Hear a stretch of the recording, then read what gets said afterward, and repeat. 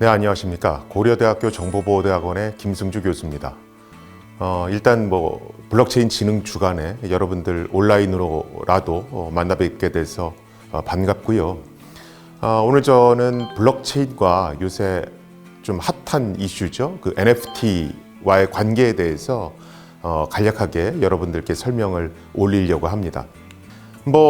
우리가 블록체인 얘기를 많이 합니다만 블록체인 얘기를 하려면 비트코인 얘기를 안 할 수가 없습니다. 지금 여러분들이 화면에 보시는 저 논문이 비트코인을 세계 최초로 제안한 논문입니다.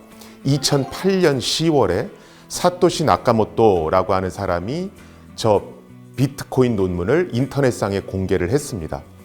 저 논문 위에 지금 3명의 얼굴이 보이는데 저 3명은 저 사람들이 소위 말하는 사토시 나카모토가 아닐까 이렇게 추정되는 사람들입니다. 아직까지 사토시 나카모토라는 사람이 누군지 밝혀지진 않았습니다. 사토시 나카모토는 저 비트코인 논문을 인터넷에 공개를 하고 그리고 다른 사람들과 이메일을 통해서 대화를 나누다가 한 1, 2년 지나서는 완전히 종적을 감췄습니다. 2008년 10월에 저 논문이 인터넷에 공개되고 나서 실제로 저것이 프로그램으로 만들어져서 구동되기 시작한 것은 2009년 1월입니다. 제가 비트코인 강연을 할 때마다 가장 많이 주시는 질문 중에 하나가 비트코인을 지금 사야 될까요? 말아야 될까요? 얼마나 오를까요? 이런 질문들입니다. 그런데 제가 전문적인 투자자는 아니기 때문에 사실 거기에 대해서 답변을 드릴 수는 없습니다. 그런데 제가 하나 확실하게 말씀드릴 수 있는 건 비트코인은 사라지더라도 암호화폐는 절대로 없어지지 않습니다. 이 얘기는 제가 확실히 드릴 수 있습니다. 왜 그러냐면 많은 분들이 비트코인이 세계 최초의 암호화폐다 이렇게들 알고 계시는데 그건 사실은 잘못된 얘기입니다. 암호화폐의 역사는 생각보다 오래돼서 비트코인이 나오기 26년 전에 즉 1982년에 이미 암호화폐의 개념은 세상에 나타났습니다. 암호화폐의 개념을 세계 최초로 제안하신 분이 지금 화면에 보이는 데이빗 차움이라고 하는 분입니다. 저분은 사실은 굉장히 유명한 암호학자고요. 굉장히 좋은 논문들을 많이 썼습니다. 그런데 그 논문의 대부분이 어떻게 하면 인터넷 공간에서 사용자의 프라이버시를 보호할 수 있을까? 이 프라이버시 보호와 관련된 그런 논문들입니다. 자, 그러면 프라이버시 보호의 아버지라고 불리는 데이빗 차움 박사가 왜 암호화폐를 제안했는가? 우리가 현실 세계에서 물건을 사고 대금을 지불하는 방법은 크게 2가지가 있습니다. 현찰을 내도 되고 신용카드를 내도 되죠. 그런데 인터넷 쇼핑몰에서 물건을 구매할 때는 신용카드나 계좌이체 말고는 대금을 지불할 수 있는 방법이 없습니다. 자, 그런데 신용카드나 계좌이체를 통해서 대금을 지불하면 어떤 문제가 생깁니까? 내가 어디서 얼마를 썼는지 전부 다 추적되게 되죠. 이게 일종의 프라이버시 침해라고 본 겁니다. 그래서 이 데이빗 차움 박사는 인터넷 쇼핑몰에서도 현찰처럼 쓸 수 있는 그런 어떤 걸 만들고 싶어 했습니다. 그게 암호화폐의 시작입니다. 그래서 논문 제목을 보면 Untraceable Payment라고 돼 있죠. 추적당하지 않는 결제 시스템. 그래서 암호화폐의 존재 이유는 딱 하나입니다. 추적당하지 않는다. 그러니까 당연히 세계 각국의 정부는 암호화폐를 싫어하죠. 왜냐하면 세금 탈루라든가 아니면 돈 세탁, 범죄의 목적으로 악용될 확률이 높아서 그렇습니다. 자, 그런데 이 암호화폐라는 걸 만든다는 게 생각보다 쉽지가 않습니다.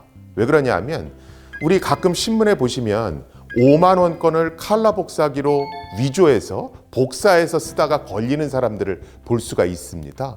그래서 5만 원권을 보면 홀로그램부터 시작해서 각종 복사 방지 장치가 있죠. 그런데 이 암호화폐라고 하는 건 컴퓨터 속에 들어가 있는 디지털 화폐입니다. 1010 이런 디지털 정보로 이루어져 있죠. 그러다 보니까 암호화폐는 복사를 해도 원본과 복사본이 똑같습니다. 올해 그 비트코인이 최고점을 찍었죠. 비트코인 한 개가 8천만 원이었습니다. 즉 1비트코인을 사려면 8천만 원이 있어야 되는 거죠. 자, 그런데 내가 8천만 원을 주고 비트코인 한 개를 사서 2번, 3번, 4번 복사를 하면 계속해서 내가 갖고 있는 비트코인의 수가 늘어나는 거죠. 그래서 암호화폐를 만들려고 하려면 이렇게 불법 복제해서 사용하는 위패를 만들어서 사용하는 것을 효과적으로 막아줘야 됩니다. 데이빗 차운 박사는 이렇게 복사해서 위패를 쓰는 걸 어떻게 막았냐 하면 은행을 둬서 은행으로 하여금 불법 복사하는 걸 통제하도록 했습니다. 우리가 상점에 가서 신용카드로 결제를 하면 신용카드 정보가 은행으로 날아가죠. 그래서 은행에서 이 신용카드가 분실된 건지 아닌 건지를 확인합니다. 그래서 분실된 게 아니면 상점으로 다시 신호를 보내주고 상점 단말기에서 전표가 출력되게 됩니다. 그거하고 똑같다라고 생각하시면 됩니다. 자, 지금 암호화폐, 전자화폐 이용자가 있는데 이 이용자가 은행에 가서 8천만 원을 줍니다. 그리고 저 암호화폐 하나 주세요. 그러면 은행이 암호화폐를 발급해 주죠. 그러면 사용자는 저 암호화폐를 가지고 인터넷 쇼핑몰을 방문합니다. 그래서 물건을 고르고 대금을 암호화폐로 지불하죠. 그럼 상점 입장에서는 내가 받은 저 암호화폐가 복사해서 쓰는 건지 아니면 처음 쓰는 건지를 확인해야 됩니다. 그래서 상점은 어떻게 하냐 하면 보니까 암호화폐 일련 번호가 1477번이네요. 그러면 은행에다 문의를 하는 겁니다. 내가 지금 1477번 화폐를 받았는데 이게 처음 쓰는 겁니까? 아니면 과거에 쓴 적이 있습니까? 이렇게 물어보면 은행이 자신의 장부, 즉 데이터베이스를 확인해 봅니다. 그래서 과거에 사용된 이력이 있는지를 조사해 보는 거죠. 만약에 사용된 이력이 없으면 받으셔도 좋습니다. 이렇게 얘기를 해주고 과거에 사용된 이력이 있으면 그거 복사해서 쓰는 거니까 받지 마십시오. 이렇게 얘기를 합니다. 지금 보시는 이것이 최초의 암호화폐 모델입니다. 자, 그런데 비트코인이 나온 2008년에는 무슨 일이 있었냐 하면 미국의 대형 은행인 리만 브라더스사가 각종 파생 상품을 남발하다가 글로벌 금융위기를 초래했죠. 그래서 사토시 나카모토는 은행에 대해서 굉장한 적개심을 갖고 있었습니다. 그래서 사토시 나카모토는 기존의 암호화폐 모델에서 은행을 배제시키고 싶어 합니다. 지금 보시는 것과 같이 은행이 사라지는 거죠. 자, 은행이 사라지게 되면 어떤 일이 벌어질까요? 불법 복제해서 쓰는 코인을 단속해주는 기관이 없어지는 거죠. 그렇죠? 그래서 은행의 역할을 대신해서 불법 복제해서 쓰는 코인을 단속해주는 그런 기술적 수단이 필요하게 됩니다. 그게 바로 블록체인이라고 하는 기술입니다. 많은 분들이 암호화폐 만들려고 그러면 블록체인이 꼭 필요한 거 아닌가요? 이렇게들 많이 질문을 주세요. 그런데 암호화폐를 만드는 방법은 두 가지가 있습니다.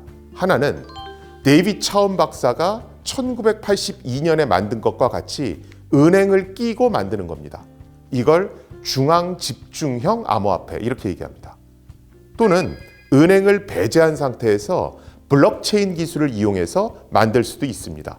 이걸 탈중앙형 암호화폐 이렇게 얘기합니다. 자, 그러면 도대체 은행이 없는 상태에서 블록체인 기술을 이용해서 어떻게 복사해서 쓰는 위패를 단속할 수 있는가?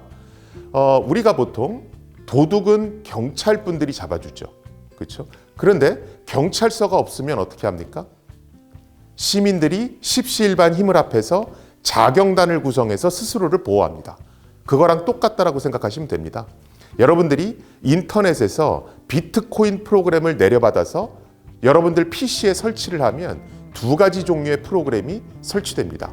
하나는 전자지갑이라고 하는 프로그램이 설치되고요. 또 하나는 인터넷을 24시간 365일 감시하는 감시 프로그램이 설치됩니다. 전자지갑 프로그램은 일종의 통장 같은 프로그램이라고 보시면 돼요. 인터넷을 24시간 365일 감시하는 이 감시 프로그램은 어떤 역할을 하냐 하면 인터넷을 계속 들여다보면서 사용된 코인의 일련 번호를 각자의 PC에 있는 파일에다가 적어 놓습니다. 지금 3명의 사용자가 있고 3명의 사용자 PC의 파일에는 사용된 코인의 일련 번호가 적혀 있죠. 그렇죠? 자, 그런데 어떤 이용자가 상점에서 코인을 사용했습니다. 그러면 자동으로 감시 프로그램이 작동을 하죠. 그러면서 코인의 일련 번호를 확인합니다. 그래서 장부와 대조해서 저 코인이 사용된 적이 있는지 없는지를 확인하죠. 만약에 사용된 적이 있으면 감시 프로그램이 자동으로 상점한테 경고 메시지를 보내주는 겁니다. 저거 과거에 사용된 적이 있습니다. 이렇게 말이죠. 자, 이런 식으로 하면 은행이 없어도 비트코인 사용자들이 십시일반 힘을 합해서 위패를 단속할 수가 있습니다. 우리가 보통 블록체인을 얘기할 때 가장 틀리게 얘기하는 것이 있습니다. 그게 뭐냐면 블록체인은 해킹이 불가능합니다. 이런 말입니다. 사실은 블록체인은 해킹이 불가능한 기술이 아니고요. 블록체인이 갖는 특징은 딱 4가지밖에 없습니다. 첫 번째가 탈중앙화. 여러 사람들이 십시일반 힘을 합해서 어떤 일을 처리하기 때문에 중앙에 은행 같은 중앙 집중형 기관이 필요 없다. 그래서 탈중앙화가 첫 번째 특징이고요. 두 번째가 지금 보시면 3명의 사용자 PC에 장부가 다 저장돼 있죠. 그렇죠? 블록체인이 다 저장돼 있습니다. 자, 그런데 저 장부의 데이터를 수정하려고 그러면 어떻게 해야 됩니까? 3명의 사용자들한테 다 양해를 구해서 3명의 사용자에 있는 저 장부, 저 블록체인 데이터를 다 바꿔줘야 됩니다. 이게 3명일 땐 가능한데 만약에 전 세계에 1억 명의 사용자가 비트코인을 쓰고 있다. 그러면 1억 명 사용자 PC에 있는 저 장부, 블록체인 데이터를 다 바꿔줘야 되죠. 사실 이건 불가능합니다. 그래서 블록체인이 갖는 두 번째 특징은 일단 블록체인, 즉 장부에 기록된 데이터는 삭제나 수정이 불가능하다. 그리고 세 번째 특징은 투명성입니다. 똑같은 블록체인이 모든 사용자 PC에 저장되어 있기 때문에 네가 볼 수 있는 데이터는 나도 똑같이 볼 수 있다. 그리고 마지막 특징이 가용성입니다. 예를 들어 가운데 있는 사용자 PC에 해커가 들었습니다. 그래서 해커가 저 장부를 지워버렸어요. 그럼 어떻게 하면 됩니까? 옆에 있는 사람한테 가서 야, 네 장부, 네 블록체인 내가 복사 좀 하자. 똑같으니까. 이렇게 얘기할 수 있죠. 그래서 블록체인을 이용하면 내 PC가 해킹을 당했을 때 금세 원상복구하는 것이 가능합니다. 자, 그런데 사토시 나카모토는 어떤 기발한 생각을 여기에 추가했냐 하면 저렇게 사람들 보고 자기가 감시 프로그램을 돌려가면서 장부를 기록하고 그 다음에 사용된 코인의 일련 번호를 확인해서 이게 중복 사용인지 아닌지를 자발적으로 하게 한다라면 이것을 자기 PC를 써가면서 자기가 전기값을 자기가 부담하면서 이것을 자발적으로 하는 사람은 존재하지 않을 거다라고 생각을 합니다. 그래서 사토시 나카모토는 어떤 안전장치를 해놓냐면 저렇게 장부를 만들고 상점한테 이게 중복 사용하는 거다 아니다를 열심히 하는 사람은 내가 인센티브를 주겠다 이렇게 얘기를 합니다. 그래서 비트코인에서는 어떻게 하냐 하면 매 10분마다 블록체인에다가 사용된 코인의 일련 번호를 기록하고 그것을 통해서 상점에게 이게 중복 사용이다 아니다 이것을 제일 먼저 그리고 정확하게 얘기해 준 사용자한테 매 10분마다 인센티브를 줍니다. 그 인센티브를 얼마를 줬습니까? 50비트코인을 줬죠. 올해 5월에 비트코인이 최고 정점을 찍었습니다. 그때 얼마였냐 하면 1비트코인이 8천만 원이었죠. 50비트코인이면 얼마입니까? 40억이죠. 그렇죠? 그래서 내가 10분간 열심히 해서 1등으로 뽑히면 40억이 내 PC에 있는 전자지갑으로 들어오는 겁니다. 이번 10분을 놓치면 그 다음 10분, 또 그 10분을 놓치면 그 다음 10분이 또 있는 겁니다. 그러니까 사람들이 열심히 장부를 만들고 모니터링을 해서 상점한테 중복 사용인지 아닌지 얘기해주는 이 작업을 미친 듯이 하기 시작을 합니다. 자, 자기 PC가 1등을 해야 되니까 어떻게 합니까? 성능을 업그레이드하죠. 용산에 가서 그래픽 카드를 사다가 꼽기 시작합니다. 그래서 비트코인의 가격이 올라가면 그래픽 카드가 품절되죠. 비트코인의 가격이 올라가면 미국에 있는 엔비디아라고 하는 회사의 주가가 올라갑니다. 왜냐하면 엔비디아라는 회사가 그래픽 카드의 핵심 부품을 팔거든요. 우리가 뭐 암호화폐다, 가상화폐다 이런 얘기를 많이 합니다. 그런데 데이빗 차운 박사의 논문을 봐도 그렇고 사토시 나카모토의 논문을 봐도 그렇고 암호화폐다, 가상화폐다 이런 용어는 있지 않습니다. 그냥 일렉트로닉 캐시, 즉 전자화폐라고 돼 있죠. 그런데 비트코인이 사회적 이슈가 되니까 나중에 후대에 들어서 암호화폐, 가상화폐 이런 용어들이 나오는 겁니다. 그래서 여러분들이 신문을 보실 때 가상화폐, 암호화폐 용어를 많이 보실 수 있는데요. 일단 일렉트로닉 캐시, 전자화폐는 정부가 만들었느냐, 민간 기업이 만들었느냐로 나눠집니다.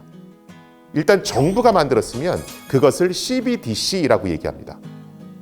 센트럴 뱅크 디지털 커런시의 약자죠. 중국이 요새 굉장히 열심히 하는 겁니다. 민간이 만들었으면 그것을 가상화폐 또는 암호화폐라고 얘기합니다. 중앙 집중형, 즉 데이빗 차운 박사의 모델을 이용해서 은행을 끼고 만들었으면 그걸 우리가 가상화폐 이렇게 얘기합니다. 민간이 만들었는데 은행을 끼지 않고 블록체인을 이용해서 만들었으면 우리가 그것을 암호화폐 이렇게 얘기합니다. 자, 처음에는 블록체인이 단순하게 암호화폐에서 복사해서 쓰는 위패를 단속해주는 그런 기술이었습니다. 그런데 블록체인을 잘 보니까 탈중앙화, 가용성, 투명성, 영구 보존성 이런 특징들이 있거든요. 그래서 블록체인을 이용해서 암호화폐 말고 좀 다양한 비즈니스 모델을 만들 수 없을까? 이런 생각들을 하기 시작합니다. 그걸 우리가 블록체인 혁명이다 이렇게 얘기를 하죠. 블록체인을 이용한 여러 가지 응용 분야가 있는데요. 오늘은 그걸 뭐 시간 관계상 다 얘기할 수는 없고 우리가 가장 쉽게 느낄 수 있는 거 한 가지만 말씀을 드리겠습니다. 지금 보시는 것은 MIT의 졸업장입니다. MIT에서는 학생들이 원하면 졸업장을 블록체인에 담아줍니다. 그래서 좌측 상단에 보시면 비트코인 서티피케이트 이렇게 써 있죠. 그렇죠? 그래서 실제로 스마트폰이 있으면 스마트폰에서 졸업증명서를 확인할 수 있게끔 하는 겁니다. 그런데 단순히 스마트폰에 졸업장을 넣어주면 포토샵 같은 걸 통해서 위변조를 할 수 있잖아요. 그래서 블록체인을 통해서 위변조를 못하게 하는 겁니다. 또 블록체인은 투명성을 가지고 있어서 모든 사람들이 확인할 수 있으니까 전 세계 누구나 그 졸업증명서를 확인할 수가 있습니다. 사실은 이것과 비슷한 걸 우리 국민들은 이미 쓰고 있습니다. 그게 뭡니까? 여러분들 코로나19 접종 다 하셨죠? 그러면 질병관리청에서 쿠브라는 앱을 통해서 접종했다라고 하는 증명서를 발급해 줄 겁니다. 근데 여러분들이 잘 보시면 세계 최초로 블록체인을 이용해서 접종 증명서를 보호하고 있습니다. 이런 문구가 써 있죠. 저게 뭐냐면 스마트폰에 접종 증명서를 그대로 넣어주면 위변조를 할 수가 있습니다. 포토샵 같은 걸 통해서 말이죠. 그래서 MIT 졸업증명서와 똑같이 블록체인을 통해서 위변조를 막아주는 겁니다. 그리고 투명하게 세계 어디를 가서든 확인할 수 있도록 만들어 놓은 겁니다. 요새 블록체인의 여러 가지 이슈 중에서 NFT가 아주 특히 이슈입니다. 우리가 대체 불가능 토큰 이렇게 얘기를 하죠. 트위터의 창업자인 잭 도시가 자기의 첫 번째 트윗을 천문학적인 가격으로 팔았는가 하면 비플이라고 하는 어떤 디지털 아티스트가 자기의 에브리데이라고 하는 작품을 또 천문학적인 가격에 팔았습니다. 그러면서 NFT 열풍이 불고 있죠. 우리가 NFT 대체 불가능 토큰 이것은 Non-Fungible 토큰의 줄임말입니다. 그래서 ERC721 토큰 이렇게도 얘기를 합니다. 그런데 쉽게 얘기하면 NFT는 블록체인상에 등록되어 있는 디지털 등기 권리증 이렇게 생각하시면 될 것 같습니다. 우리가 등기 권리증에는 어떻게 되어 있습니까? 등기 권리증은 물건지 주소가 써져 있죠. 그렇죠? 그리고 해당 물건지의 소유주가 누군지 이름과 주민등록 번호가 써져 있습니다. 그거랑 똑같다고 보시면 됩니다. 어떤 디지털 컨텐츠가 인터넷상에 있으면 그것을 가리키는 NFT, 즉 디지털 등기 권리증은 블록체인상에 보관돼 있는 겁니다. 그래서 누구든지 블록체인상에 등록돼 있는 NFT만 확인하면 이게 가리키는 곳에 있는 디지털 컨텐츠의 소유주가 누구구나 이런 것들을 쉽게 확인할 수가 있습니다. 또 블록체인상에 저장돼 있기 때문에 저 NFT는 삭제되거나 수정될 염려가 없습니다. 그래서 여러분들이 앞으로 NFT 이러면 저거 등기권리증이구나 이렇게 생각하시면 됩니다. 우리가 Non-Fungible이라고 부르는 이유는 이유가 암호화폐 같은 경우에 예를 들어 제가 1비트코인을 갖고 있고 상대편이 1비트코인을 갖고 있어요. 그러면 똑같은 비트코인이니까 교환할 수 있죠. 이걸 Fungible 토큰 이렇게 얘기합니다. 자, 그런데 제가 아파트에서 610호 등기권리증과 611호 등기권리증이 있어요. 그럼 이거 두 개는 막 교환할 수가 없죠. 똑같은 등기권리증이지만 서로 교환이 안 됩니다. 이걸 Non-Fungible 토큰 이렇게 얘기합니다. 제가 요새 NFT 관련해서 방송 요청이나 이런 것들을 많이 받는데 그럼 제가 기자분들이나 어떤 아나운서분들한테 항상 처음 여쭤보는 게 NFT를 눈으로 보신 적 있습니까? 이걸 제가 항상 처음 여쭤봅니다. 근데 대다수 NFT를 구매했다고 하시는 분들은 실제 NFT를 보신 적이 없어요. 그러다 보니까 NFT에 대해서 거품이 끼고 천문학적인 가격이 매겨지는 겁니다. NFT는 크게 세 가지로 구성됩니다. 스마트 컨트랙트 부분과 메타데이터 부분과 디지털 컨텐츠 원본 이렇게 세 가지로 구성된다고 보시면 돼요. 여러분들 화면에 맨 왼쪽에는 스마트 컨트랙트 이렇게 써 있죠. 여기에는 NFT에 대한 로얄티가 얼마고 이걸 어떻게 팔 거고 이런 기본적인 기능들이 프로그래밍 돼 있습니다. 이 스마트 컨트랙트는 블록체인상에 저장돼 있습니다. 그리고 이 스마트 컨트랙트에는 주소가 들어있는데 그 주소가 가리키는 곳에 가보면 메타데이터라고 하는 게 들어가 있습니다. 이 메타데이터에는 원본의 주소는 어디고, 즉 원본이 저장돼 있는 곳의 인터넷 주소는 어디고, 소유주는 누구고, 이 원본은 어떤 내용을 담고 있다, 이런 내용들이 들어가 있습니다. 마치 뭐와 비슷합니까? 우리가 갖고 있는 등기권리증과 비슷하죠. 그래서 실제로 메타데이터를 보면 우리가 갖고 있는 등기권리증에 있는 내용들이 대부분 들어가 있습니다. 그리고 실제 원본 데이터는 인터넷에 다른 곳에 들어가 있는 거죠. 그래서 내가 실제로 NFT다라고 얘기하는 건 저 세 가지를 얘기하는 거고요. 실제 블록체인상에 저장되어 있는 건 스마트 컨트랙트만 저장되어 있는 겁니다. 스마트 컨트랙트에서 가리키는 인터넷 주소에 가보면 메타데이터, 즉 등기권리증이 보관되어 있는 거고요. 이 등기권리증의 물건지 주소를 찾아서 가보면 원본 데이터가 저장되어 있는 겁니다. 그래서 여러분들이 내가 NFT를 사고 판다 하는 건 뭐냐 하면 저 스마트 컨트랙트와 메타데이터를 사고 파는 것과 똑같습니다. 자, 요새 메타버스 아주 이슈죠. 그렇죠? 메타버스로 1등하고 있는 기업은 로블록스라고 하는 기업입니다. 로블록스는 이미 하루에 들어와서 놀다 가는 활성 이용자 수가 3천만 명을 넘어섰습니다. 그리고 이 사용자들이 한 번 들어오면 2시간 30분을 놀다 갑니다. 페이스북이나 유튜브에 비교해 봤을 때 압도적으로 오랜 시간 동안 놀다 가는 거죠. 그렇죠? 그래서 사람들은 앞으로 인터넷 광고의 중심이 메타버스로 이동할 거고 그래서 메타버스에 투자해야 된다 이렇게 얘기하고 있는 겁니다. 얼마 전에 국내 모 대학에서 우리 코로나 때문에 학생들이 못 모이니까 야, 내가 가상 공간에다 운동장을 만들어 놨으니까 너희들 아바타에다가 이쁘게 과잠바도 입히고 꾸며서 모여 이렇게 얘기를 했죠. 또 우리나라 네이버에서 운영하는 제페토라고 하는 메타버스에서는 이미 구찌가 입점을 했습니다. 그래서 구찌가 만든 각종 디지털 아이템들을 팔기 시작했죠. 이미 저렇게 멋지게 차려입은 아바타들을 이용해서 드라마도 찍고 있습니다. 그래서 저런 드라마가 유튜브에 올라와서 굉장히 높은 조회수를 기록하고 있습니다. 메타버스 그러면 많은 분들이 저거 뭐 애들 장난감 같은 건데 왜 저기 열광하지? 이런 얘기를 되게 많이 하실 거예요. 그런데 사실은 우리는 이미 메타버스를 경험했습니다. 싸이월드 아니면 리니지 게임 이런 것들이 다 메타버스입니다. 나의 아바타, 나의 분신이 거기서 어떤 활동을 하는 거죠. 그런데 싸이월드나 리니지 같은 이런 어떤 1세대형 메타버스는 거기서 나는 순수하게 소비자입니다. 내가 거기서 아이템 사고, 배경음악 사고, 아니면 뭐 무기 같은 걸 사고, 나는 거기서 돈을 지출하기만 하죠.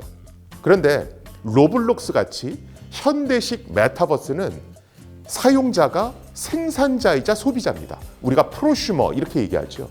즉 무슨 얘기냐 하면 로블록스 같은 공간에서는 사용자들이 자기만의 게임을 만들 수가 있습니다. 그래서 다른 사용자들이 그 게임을 하면 거기서 발생한 수익을 로블록스 회사와 그 이용자가 나눠 갖습니다. 제페토 같은 메타버스에서는 여러 가지 아이템을 디자인하는 디자이너들이 있습니다. 이 사람들이 50만 명입니다. 이 사람들이 아바타가 착용하는 꽈잠바, 그 다음에 뭐 귀걸이, 스카프 이런 것들을 만드는 겁니다.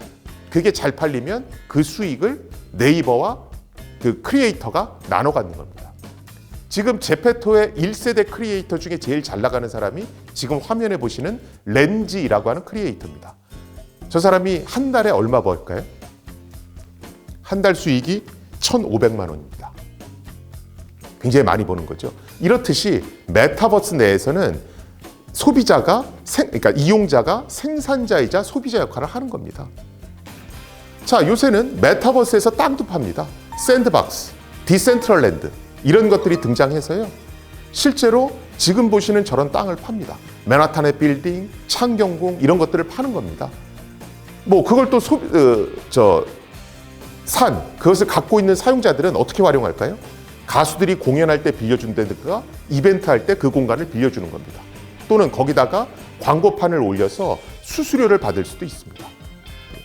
자, 이런 메타버스, 즉 경제 시스템이 갖춰져 있는 과거와는 다른 이런 현대적 메타버스에서 굉장히 중요한 것은 이 경제 시스템이 공고하게 계속 돌아가도록 해주는 겁니다.